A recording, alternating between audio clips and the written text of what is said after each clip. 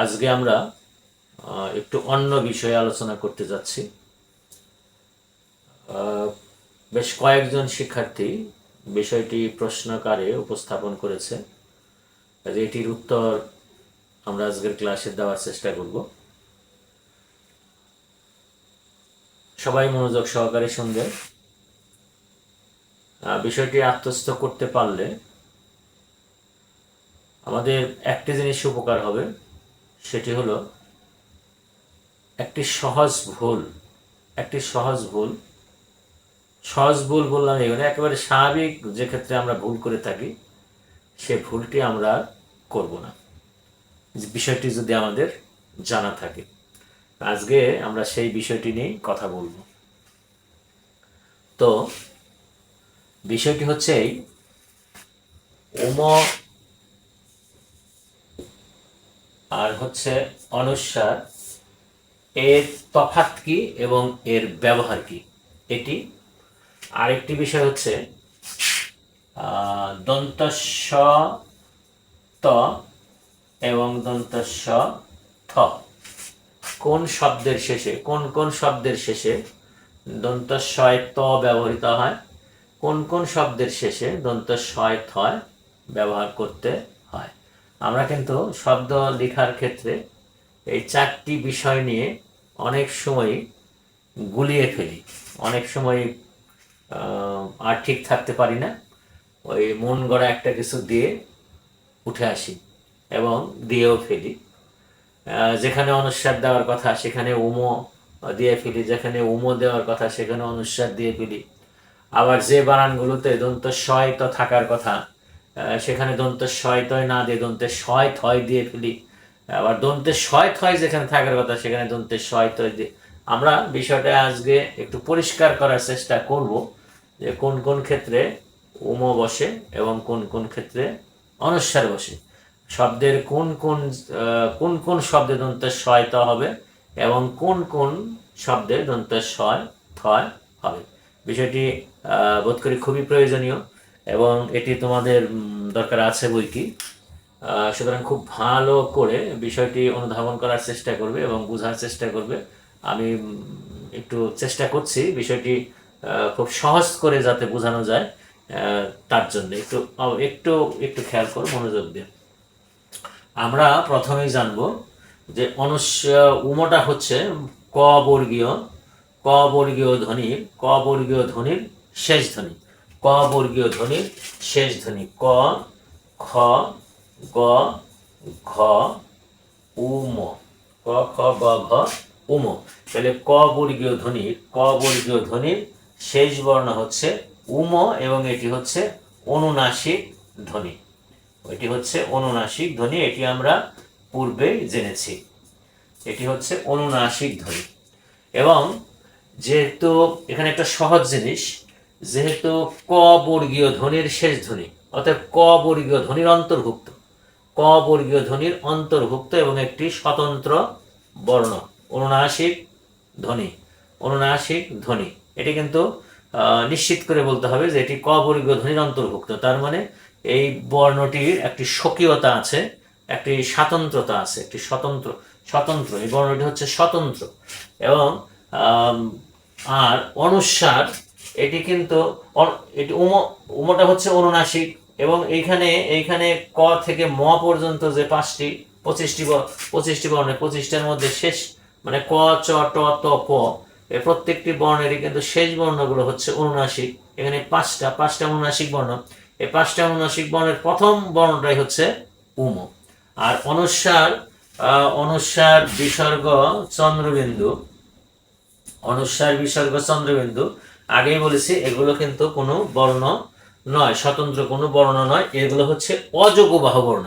অযোগবাহ বর্ণ বলতে কি, যে অযোগবাহ বর্ণ হচ্ছে বর্ণগুলোর কোনো স্বতন্ত্র না, স্বাতন্ত্রতা নেই, স্বকীয়তা নেই। এগুলো কোনো বর্ণের পাশে বসে অথবা কোনো বর্ণের মাথায় বসে এদের স্বকীয়তা প্রকাশ করে, এদের স্বরূপ প্রকাশ করে, কিন্তু এককভাবে এটি কোথাও ব্যবহার হতে পারে না। তাহলে আমরা এটি আমরা প্রমাণ করব কিভাবে, সেটি আমরা একটু দেখে নিই। যেমন আমি যদি একটি বানান লিখি,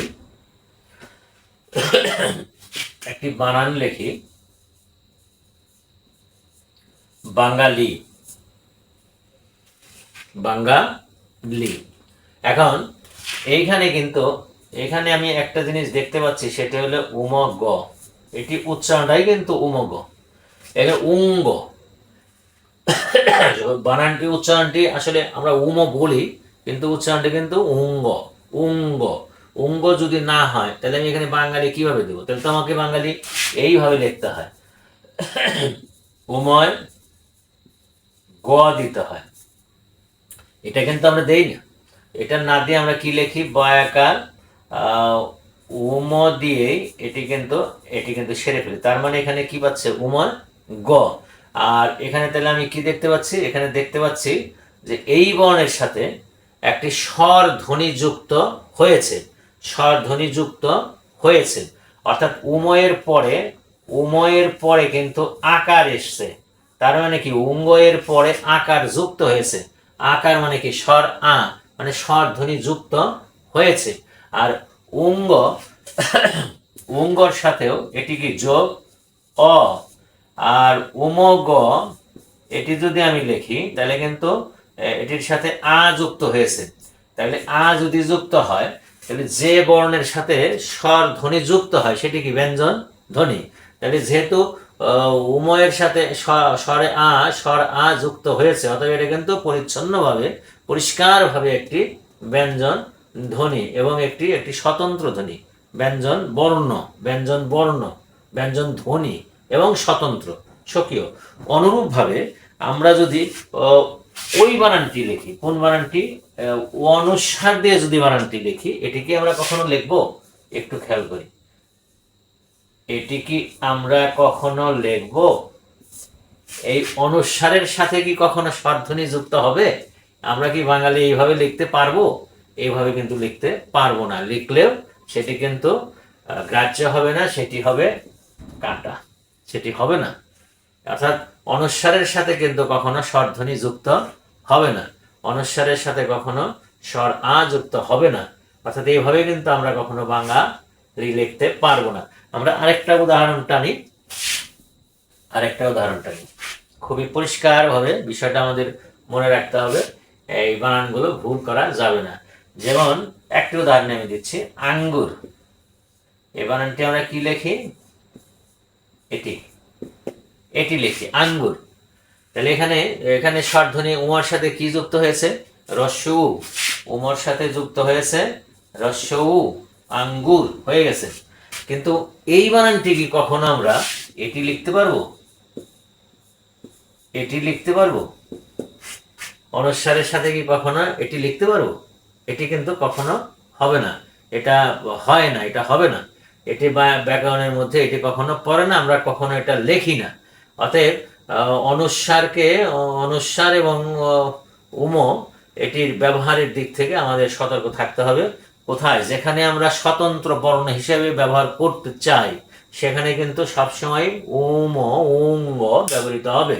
আর যেখানে আমরা স্বতন্ত্র হিসেবে ব্যবহার করতে চাই না, সেগুলো হবে অনুস্বার। অনুস্বার কোথায় হবে? যেমন বরং, এখানে আমি বরং, এখানে আমি অনুস্বার দিতে পারি, কারণ এই অনুস্বারের সাথে আমার কোনো স্বরধ্বনির সম্পর্ক নেই। এখানে কিন্তু আমি স্বরধ্বনির কোনো সম্পর্ক নেই। বারংবার, এখানে কিন্তু আমি অনুস্বার দেব, কারণ এটার সাথে স্বরধ্বনির কোনো সম্পর্ক নেই। তাহলে আমরা বিষয়টি এখন পরিষ্কার করে বলতে পারি, কোনো বানানে যদি উময়ের সাথে অনুস্বারের সাথে স্বরধ্বনির কোনো সম্পৃক্ততা থাকে বা উচ্চারণের ক্ষেত্রে এসে যায়, সেই ক্ষেত্রে আমরা উম ব্যবহার করব, উঙ্গ ব্যবহার করব। আর যে ক্ষেত্রে স্বরধ্বনির প্রয়োগের কোনো দরকার নেই বা কোনো কারণ নেই, সেক্ষেত্রে কিন্তু আমরা অনুস্বার ব্যবহার করব, উঙ্গ ব্যবহার করব না। এটি যেন আমাদের মনে থাকে। যেমন আমরা আরেকটি বিষয় দেখতে পাচ্ছি, আরেকটি উদাহরণ দেখি। যেমন একটি শব্দ, দেশি একটা শব্দ, সেটি হচ্ছে ডিঙ্গি। ডিঙ্গি, বানানটি হচ্ছে এই উময় গয় রস্বীকার, এটা ওটা উময় রস্বীকার দিলেই হয়ে যায়, অর্থাৎ উম কিন্তু সব উমগ, উম মানে উমগ, তাহলে ডিঙ্গি ডিঙ্গি, এখানে কিন্তু আর গ দেওয়ার দরকার নেই, এই এটি কিন্তু গ দেওয়ার দরকার নেই, এটি উম দিলেই এটি উঙ্গ হয়ে গেল। এখন বাঙালি, যেহেতু বাঙালি যেমন বাঙালি হয়ে যায়, যেমন আঙ্গুর হয়ে যায়, তেমনি ডিঙ্গি। এখন ডিঙ্গি যখন আমি উচ্চারণ করব তখনই কিন্তু এর সাথে উঙ্গর সাথে রস্বীকার আমি দিতে পারলাম, কিন্তু এটি কি কখনো আমি এটি দিতে পারবো? এটি দিতে পারবো না, এটি কখনো দেওয়া সম্ভব না, এটি বানান হবে না। অর্থাৎ কি, উময়ের সাথে স্বরধ্বনি যুক্ত হবে, কারণ উম হচ্ছে ব্যঞ্জন ধ্বনির অন্তর্ভুক্ত, ক বর্গের শেষ বর্ণ, অতএব এটি ব্যঞ্জন ধ্বনি এবং স্বতন্ত্র ধ্বনি, স্বকীয় ধ্বনি। কিন্তু অনুস্বার কিন্তু কখনো স্বতন্ত্র ধ্বনি নয়, এটি হচ্ছে অযোগবাহ ধ্বনি, অযোগবাহ বর্ণ, অর্থাৎ এই বর্ণের নিজস্ব কোনো স্বকীয়তা নেই, নিজ এ বর্ণ একাকীভাবে ব্যবহার হতে পারে না, একাকীভাবে এর উচ্চারণে নেই, বানানো নেই, এটি এটি সবসময় একটি শব্দের পাশে বসে, একটি শব্দের মাথার উপরে বসে, এটি অযোগবাহ বর্ণ। আর ওটা কিন্তু অনুনাসিক বর্ণ এবং স্বতন্ত্র বর্ণ, পরিষ্কার বর্ণ। তাহলে আমরা ক্লিয়ারলি যে বিষয়টি বুঝে ফেললাম সেটি হচ্ছে, যদি কোনো শব্দে অনুনাসিকতা এসে যায়, যদি কোনো শব্দে অনুনাসিকতা এসে যায় এবং তার সাথে স্বরধ্বনি যুক্তের কারণ স্পষ্ট হয়, স্বরধ্বনি যুক্তের কারণ স্পষ্ট হয়, তখন সেক্ষেত্রে উম ব্যবহার করতে হবে। আর যদি কোথাও স্বরধ্বনি ব্যবহারের কারণ নেই, কারণ থাকে না থাকে, তাহলে সেক্ষেত্রে অনুস্বার ব্যবহার করতে হবে। যেমন ডিঙ্গি, এখানে সঙ্গত কারণেই স্বরধ্বনির প্রয়োজনীয়তা এসে গেল, রস্বীকার দিতে হবে, ডিঙ্গি। ডাঙ্গা, ডাঙ্গা, এখানে কিন্তু উময় গয় আকার মানে স্বরধ্বনি এসে যায়, অতএব এখানে হবে উম। আর যদি যেমন বরং, বারংবার, বারংবার, বারং, বরং, বারং, এখানে কিন্তু স্বরধ্বনির কোনো কারণ নেই, অতএব এখানে অনুস্বার ব্যবহার করতে হবে। আশা করি আমরা বিষয়টি পরিষ্কার হয়ে গেলাম যে উময় এবং অনুস্বার কোথায় ব্যবহার করতে হবে এবং কি ভুলগুলো আমরা করে ফেলি। তাহলে আমার মনে হয় আজকের পরের থেকে আর আমাদের এই ভুলটি হওয়ার আশঙ্কা নেই, আমরা বিষয়টি পরিষ্কার হয়ে গেলাম। এখন আমরা আলোচনা করব দন্তেশ এবং দন্তের শয়ত এবং দন্তের শয় থয় নিয়ে। কিছু কিছু বানান আছে, যেমন যেমন যেমন অন্তস্থ, অন্তস্থ, এটি কি দন্তস্বয় তয় হবে না দন্তস্বয় থয় হবে? এটা একটা বিষয়ের মধ্যে, একটা জটিলতার মধ্যে এসে যায়। যেমন মুখস্থ, মুখস্থ, মুখস্থ, মুখস্থ, মুখস্থ, এটা দন্তেস্বয় তয় হবে না দন্তেস্বয় থয় হবে? এটি এটি কি আসলে কোনটি হবে, কোনটি হবে? এ নিয়ে কিন্তু আমাদের মাথায় অনেক সময় ঘোরপাক খায়, এবং ঘোরপাক খায়, বিশেষ করে পরীক্ষার হলে খায়। মানে মানে এটা কি দন্তের শয় তয় হবে নাকি দন্তের শয় থয় হবে? এইরকম শব্দ, কিছু কিছু শব্দ আছে, এটা কি, এটা চিহ্নের উপায়টা কি, এটা এই বিষয়টা যদি আমরা পরিষ্কার করে বের করে ফেলতে পারি, তাহলে কিন্তু আমাদের এটি নিয়ে আর কোনো সমস্যা থাকবে না। আমরা কোথায় দন্তের শয় তয় হবে আর কোথায় দন্তের শয় থয় হবে, এটা আমরা পরিষ্কার করে বুঝে আমরা প্রয়োগ করতে পারবো, এটা দেখতে পারবো। তাহলে আমরা এখন উদাহরণে চলে যাই, উদাহরণগুলো দেখি। যেমন দন্তস্বয় তয়, দন্তস্বয় তয় সেই ক্ষেত্রে প্রযোজ্য হবে, অর্থাৎ যে শব্দটি আমি লিখতে যাচ্ছি, সেই শব্দটি থেকে দন্তস্বয় তয় দিয়ে শব্দটি আমি লিখলাম, দন্তস্বয় তয় দিয়ে শব্দটি লিখে যদি দন্তস্বয় তয়টা আলাদা করি, তাইলে ওই যে শব্দটা, তাহলে যে শব্দটি থেকে যাবে ওই শব্দটির কোনো অর্থ পাওয়া যাবে না, বা পাওয়া গেলেও সেটি একটু দেরিতে পাওয়া যাবে, একটু কষ্ট করে উদ্ধার করতে হবে, ডিকশনারি খুঁজে বের করতে হবে, প্রত্যয়গত দিক চিন্তা করে বের করতে হবে, অর্থাৎ সময় লাগবে। আর যে সমস্ত শব্দের শেষে দন্তে শয় থয় বসবে, সেখানে দন্ত শয় ঠটা আলাদা করলে আগে যে অংশটুক থাকবে সেই অংশটুক কিন্তু একটা নির্দিষ্ট একটা অর্থ প্রকাশ করবে এবং খুব সহজেই অর্থটা প্রকাশ করবে। বোধ করি বিষয়টা তোমরা বুঝতে পেরেছো। একদম সহজ যে কথাটা সেটা হলো দন্ত শয় ত দিয়ে যে শব্দ, সেই শব্দ থেকে দন্ত শয় ত একটু আলাদা করলে ও আগে যে অংশটি থাকবে সেই অংশটির অর্থ খুঁজে পাওয়া যাবে না স্বাভাবিকভাবে। আর দন্ত শয় থ দিয়ে যে শব্দটি, সেই শব্দ থেকে দন্তের শয় থটা একটু আলাদা করলে আগে যে অংশটুক থাকবে সেই অংশটুকের একটা সহজ অর্থ খুব দ্রুত পাওয়া যাবে। এর জন্য আর ডিকশনারি খুঁজতে হবে না এবং এটি চট করেই মাথায় চলে আসবে যে এটির একটি অর্থ আছে। আমি দুটি অর্থ দেখে দিচ্ছি। যেমন ব্যস্ত,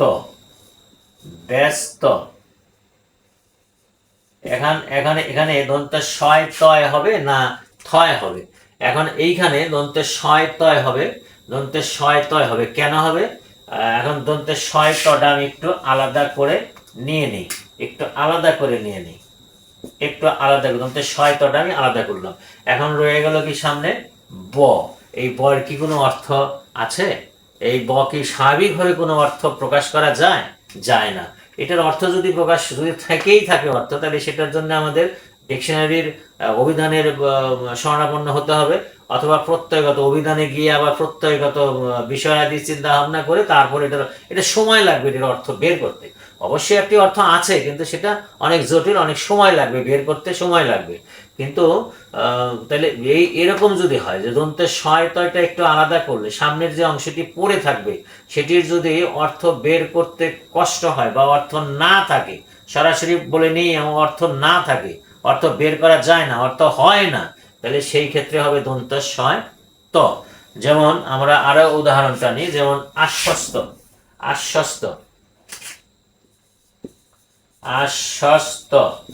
এইখানে হবে দন্ত শয় তয়। কেন হবে? এইখানে এই আশ্ব এটির কিন্তু কোনো অর্থ করা যায় না, অতএব যায় না যেহেতু, সুতরাং এটি হবে দন্ত শয় তয়। আমরা আরেকটি অর্থ বের করি, যেমন পরাস্ত, এটি কি হবে? দন্ত শয় তয় হবে। কেন হবে? এই পড়ার কিন্তু কোনো অর্থ করা যায় না, অতএব আরেকটা অর্থ কি, যেমন বিন্যস্ত। এখন এই ভিন্ন যেটি, এটির কিন্তু কোনো অর্থ করা যায় না। এরকম অনেক অর্থ আছে, যেমন সমস্ত, এটি কি সম, এটি কিন্তু অর্থ করা যায় কিন্তু অর্থ কিন্তু হয় না আসলে। সমস্ত। তারপরে কি স্বস্তি, যদিও অর্থ আসে কিন্তু তারপরে এটি অর্থ করা যায় না, ধরে নিতে হবে যায় না, তাহলে এটি দন্তের শয় তয়, এটি হবে দন্তের শয় তয়।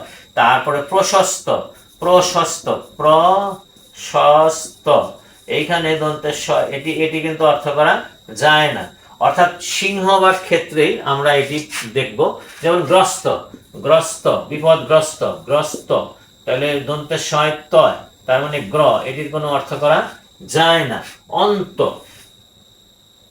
অস্ত, এখানে এটির কোনো অর্থ করা যায় না, এটির কোনো অর্থ নেই, তাহলে এটি আমি দেখতে পাচ্ছি। এখন ব্যতিক্রম যে জিনিসটি দেখলাম, যে এইখানে সমটা শর্ট করে সম মানে সমান, আর দন্তের স মানে নিজ, কিন্তু নিজ অর্থ এখানে করলেও এটির সাথে কিন্তু স্বস্তির সাথে কিন্তু মিলে না। আবার এখানে সমস্ত মানে সমান, এখানে কিন্তু দন্তের শয় তয়, তার মানে কি এটি সম অর্থ করা যায় না। অর্থাৎ এটি ব্যতিক্রম কিছুটা ব্যাকরণে থাকতেই পারে, তারপরেও এখানে ধরে নিতে হবে এটা দন্তের শয় তয়।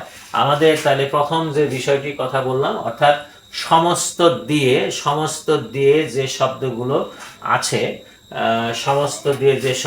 আছে, যেমন ত্রস্ত, এই এটির কোনো অর্থ করা যাবে না, সহজে করা যাবে না। তাহলে এখন আমি অনেকগুলো উদাহরণ টেনে ফেললাম যে দন্ত শয় ত দিয়ে যে বানানগুলো, যে শব্দগুলো আছে, সেই শব্দগুলো থেকে দন্ত শয় তটা একটু আলাদা করে আগে যে অংশটুক থাকবে সেই অংশটির যদি আমরা অর্থ ভাবতে যাই, তাহলে তার অর্থটা সহজে বের করা যায় না এবং অর্থ সহজে পাওয়া যায় না, অথবা অর্থ যদিও বা পাওয়া যায় সেটি আবার দন্ত শয় তয়ের সাথে ওই অর্থ দিয়ে সম্পৃক্ততা আসে না। এই অর্থে আমরা এখন সিদ্ধান্তে আসতে পারি যে এমন কিছু শব্দ আছে যে শব্দের শেষে দন্তের শয় তয় অবশ্যই বসবে, যার আগের অংশের কোনো অর্থ নেই, তারপরে দন্তের শয় তয় বসবে। আবার বলি, এবং আমরা এমন কিছু শব্দ পাবো, যে শব্দগুলোর শেষে দন্তের শয় তয় অবশ্যই বসবে, যেখানে দন্তের শয় তটা একটু আলাদা করলে আগে যে অংশটুক থাকবে তার কোনো অর্থ হবে না বা অর্থ নেই, শুধুমাত্র তারপরেই দন্তের শয় ত বসবে।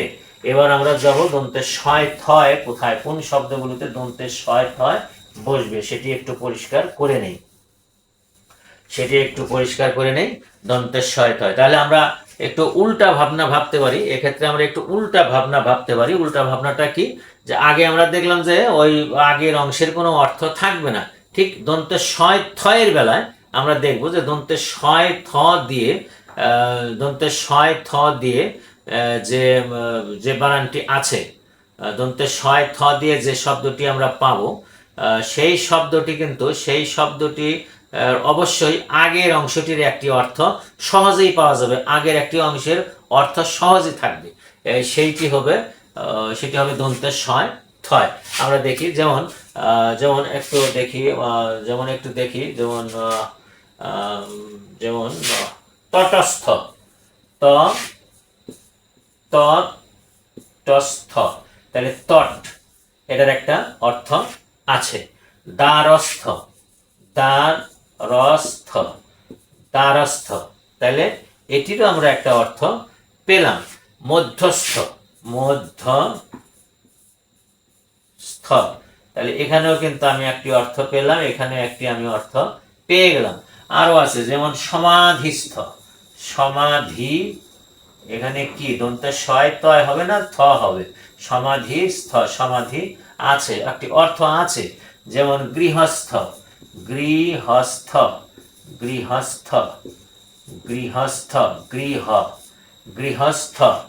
গৃহস্থ।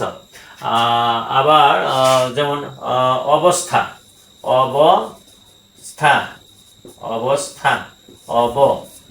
অবস্থা, যদিও অবটা একটু কঠিন, একটু কঠিন মনে হয়, কিন্তু এটির একটি অবস্থা বলতে মানে পরিষ্কার অর্থে একটু ব্যাপকতা বোঝায়, একটু বিশালতা বোঝায়, মানে অবস্থা বোঝায় এই অর্থে। এটা কিছু কিছু ব্যতিক্রম থাকতেই পারে, যেমন তারপরে অন্তস্থ, এটি কিন্তু দন্তের শয় থয়, অন্ত একটা অর্থ আছে, অন্তস্থ। কিন্তু অভ্যস্ত, এখানে অন্তস্থ কিন্তু গুলিয়ে ফেলা যাবে না, অভ্যস্ত, আমি আগে একটা দেখিয়ে দিয়েছি, অভ্যস্ত, এইখানে কিন্তু অভ্যস্ত আর অন্তস্থ। অভ্যস্ত কি, অভ্যের কোনো অর্থ নেই, তাই এটাই দন্তের শয় ত। আর এখানে অন্তস্থ, এখানে কিন্তু অন্তের একটা চট করে একটা অর্থ আমরা এটার অর্থ আমরা জানি, অন্তস্থ, অন্ত বলতে শেষ, অন্ত বলতে আবার ভিতরেও বোঝায়, এখানে ভিতরে, তাহলে অন্তস্থ। তাহলে এখানে অন্ত বিসর্গ দেওয়া মানে কি, অন্তর, ভিতরস্থ, অন্তস্থ। আর অন্ত বলতে আবার অন্ত যদি বিসর্গ ছাড়া সেপারেটলি বসে, পৃথক ভাবে বসে, তাহলে কিন্তু সেটি আবার শেষ অর্থে আসে। যাই হোক, এগুলো বাংলা ভালো করে বোঝার চেষ্টা করতে হবে। এখন পরিষ্কার যে বিষয়টি আমরা দেখলাম, যেমন মুখস্থ আমি বলেছি কিনা, মুখস্থ, আমরা কিন্তু অনেক সময় মুখস্থ না মুখস্থ, তাহলে এখানে এটা কিন্তু আমি পরিষ্কার, মুখটা পরিষ্কার একটা অর্থ বোঝা যায়, মুখস্থ, অতএব এরপরে হবে দন্তের শয় থয়। মুখস্থ কিন্তু কখনো মুখস্থ লিখবো আমরা না। মুখস্থ কিন্তু অনেকেই আমরা লিখে ফেলি মুখস্থ, কিন্তু কোন সময় মুখস্থ ত দন্তের শয় থয় হবে না, এটি হবে দন্তের শয় থয়। কেন হবে, যে শব্দটি এমন, দন্তের শয় থয় যদি আমি এটা আলাদা করি, তাহলে আগে যে অংশটি থাকবে সেটির একটি অর্থ স্পষ্ট হবে, একটি অর্থ বোঝা যাবে সহজে। এই হচ্ছে অবস্থা। কিছু কিছু ক্ষেত্রে ব্যতিক্রম থাকতেই পারে, দুই চারটি জায়গায়, যেমন আগের বিষয়ে দেখলাম যে কোনটি, যেমন সমস্ত, যেমন স্বস্তি, ওখানে একটু ব্যতিক্রম, সমত অর্থ আছে কিন্তু দন্তের শয় তয় কথা ছিল যে আগের অংশে কোনো অর্থ থাকবে না, কিন্তু ওখানে তো অর্থ দেখলাম সম অর্থ সমান এখানে আছে, কিছু কিছু ব্যতিক্রম থাকে। আবার এখানে কিছু কিছু ইয়ে আছে, যেমন আগের অর্থে অর্থ বোঝা যায় না, এরকম হয়।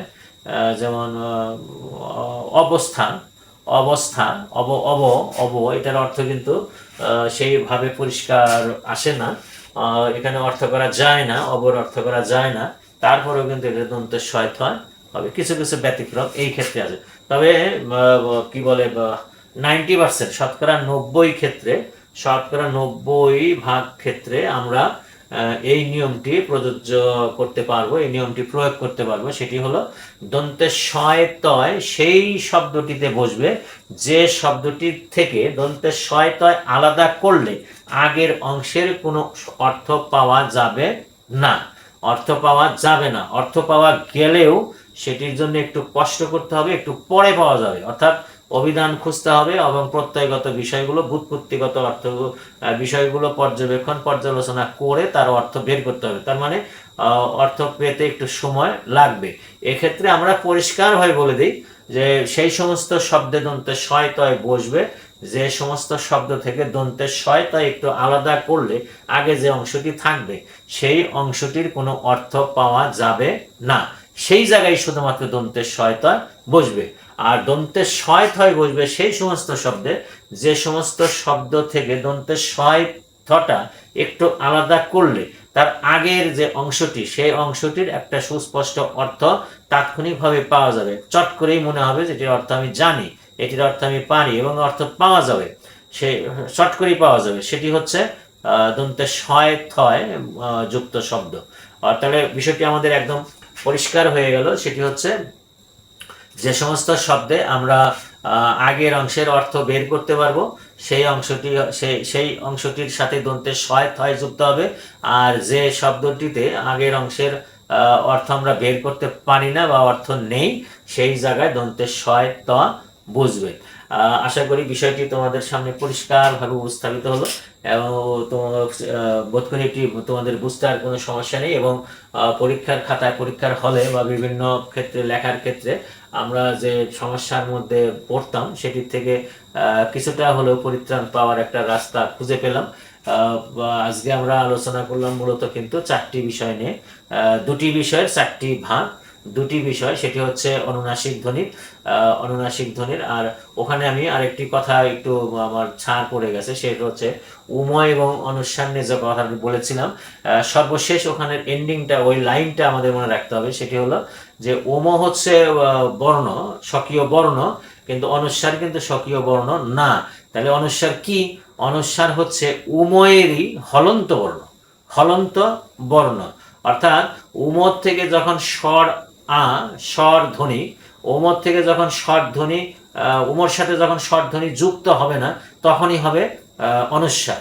উমর সাথে যখন স্বর ধ্বনি যুক্ত হবে না তখনই হবে অনুস্বার। অর্থাৎ উময়ের প্রতীকী রূপ হচ্ছে অনুস্বার, উময়ের হলন্ত রূপ হচ্ছে অনুস্বার। এই কথাটি কিন্তু মাথায় রাখতে হবে। উময়ের হলন্ত রূপ, উময়ের হলন্ত রূপ হচ্ছে অনুস্বার, উময়ের প্রতীকী রূপ হচ্ছে অনুস্বার। আর উময় এমন একটি বর্ণ যে বর্ণের সাথে, এবং এটি যে বর্ণ তার প্রমাণ হলো উময়ের সাথে স্বর ধ্বনি যুক্ত হয়, যেমন যুক্ত হয় ব্যঞ্জন ধ্বনিতে। উম অবশ্যই একটি ব্যঞ্জন ধ্বনি এবং ক বর্গীয় ব্যঞ্জন ধ্বনি, অনুনাসিক ব্যঞ্জন ধ্বনি। অতএব উমর সাথে স্বর ধ্বনি যুক্ত হয়, যেমন বাঙ্গা লি, যেমন বাঙ্গা লি। এটি এই কথাটি ওখানে বলা উচিত ছিল, সেটি। এখন তারপরে আমরা যে বিষয়টি পরিষ্কার করলাম সেটি হলো দন্তের শ এবং দন্তের শয় থ নিয়ে, সংযুক্ত বানান দন্তের শয় ত এবং দন্তের শয় থ, যে যে মানে বিভ্রান্তির মধ্যে আমরা পড়ে যাই শব্দ নিয়ে, যে এটা দন্তের শয় ত হবে না দন্তের শয় থ হবে। আমার মনে হয় অনেকেই আমরা এরকম একটা বিভ্রান্তির মধ্যে পড়ি অনেক ক্ষেত্রে, যে এটা এটা কি করবে, এটা কি দন্তের শয় ত দেব না দন্তের শয় থ হবে, অনেক সময় মনে থাকে না, একটু বিব্রত অবস্থায় পড়তে হয়। সেক্ষেত্রে একটি সহজ উপায় আমি বলে দিলাম, ব্যাকরণগত দিক থেকে সুস্পষ্ট এবং একেবারে পরিচ্ছন্নভাবে যে ব্যাখ্যাটি, সেটি হলো যদি কোনো শব্দের শেষে দন্ত শয় ত থাকে তাহলে বুঝতে হবে যে আগের শব্দটির কোনো অর্থ নেই। অর্থাৎ এই শব্দটির থেকে দন্ত শয় তো একটু আলাদা করলে আগে যে শব্দটি থাকবে, অংশটুক থাকবে, সেই অংশটির কোনো অর্থ নেই, সহজে পাওয়া যাবে না, চট করে পাওয়া যাবে না। সেটির ক্ষেত্রে হবে দন্তের শয় ত। আর দন্তের শয় থ হবে সেই শব্দে যে শব্দ থেকে দন্তের শয় থটা একটু আলাদা করলে আগের অংশের অর্থ আছে, আগের অংশের অর্থ সুস্পষ্ট, সেখানে দন্তের শয় থ। আগের অংশের অর্থ অস্পষ্ট, সেখানে দন্তের শয় ত। এই কথাটি মনে রাখলেই হবে যে আগের অংশের, শব্দের আগের অংশের অর্থাৎ দন্তের শয় ত এর আগের অংশের অর্থ অস্পষ্ট, সেখানে হলো দন্তের শয় ত। আর আগের অংশের অর্থ সুস্পষ্ট, সেখানে হলো দন্তের শয় থয়। আশা করি সবাই বুঝতে পেরেছ এবং অনুধাবন করতে পেরেছ, এবং বিষয়টি খুবই প্রয়োজনীয়। আত্মস্থ করবে, চর্চা করবে, মনে রাখার চেষ্টা করবে, ভালো করবে। সব ক্লাসে পরেই আমি যে কথাটি বলে থাকি, আবারও সেই কথাটি বলছি, পড়বে এবং চর্চা করবে, বেশি পড়বে, বেশি জানবে, বেশি পড়বে, তুমি বেশি আলোকিত হবে এবং তোমার মস্তিষ্ক, তোমার চিন্তা চেতনা আরো বেশি শানিত হবে। তো ধন্যবাদ সবাইকে, আজকে এ পর্যন্তই। সবাই ভালো থাকো, আবার দেখা হবে আগামী ক্লাসে নতুন কোনো বিষয় নিয়ে তোমাদের সামনে কথা বলবো। ভালো থাকো, সবাই ভালো থাকো। ধন্যবাদ।